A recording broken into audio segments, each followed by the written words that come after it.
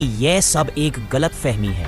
वो कहता है कि पुलिस ने गलत आदमी पकड़ लिया है और असली अपराधी कोई और है। टेड का आत्मविश्वास और करिश्मा इतना ज्यादा था कि लिज एक बार फिर से उसके झूठ में फंस जाती है।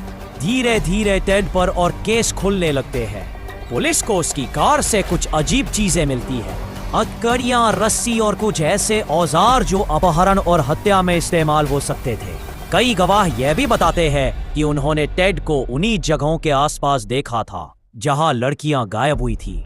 लेकिन हैरानी की बात यह थी कि कोर्ट में टेड हमेशा अपने ऊपर लगे आरोपों को आसानी से झुठला देता था। उसकी शख्सियत इतनी सशक्त थी कि लोग कई बार यह मानने को तैयार ही नहीं होते थे कि इतना अच्छा इंसान इतना बड़ा गुनाह कर सकता है। लिज के लिए यह समय बेहद कठिन था। एक तरफ वह टेड को बेकसूर मानना चाहती थी, लेकिन दूसरी तरफ उसके दिल के कोने में शक भी पैदा होने लगा था।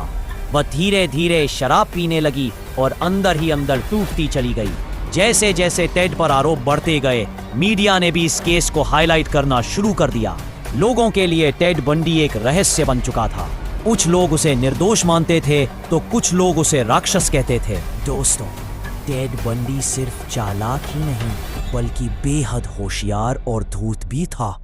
जब उस पर मुकदमा चल रहा था तभी उसने सबको चौंका दिया।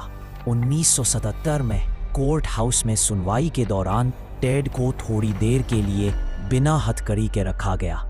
जैसे ही उसे मौका मिला वह खिड़की से कूदकर नीचे भाग निकला। कई दिनों तक पुलिस उसे ढूंढती रही, लेकिन टेड गायब हो गया।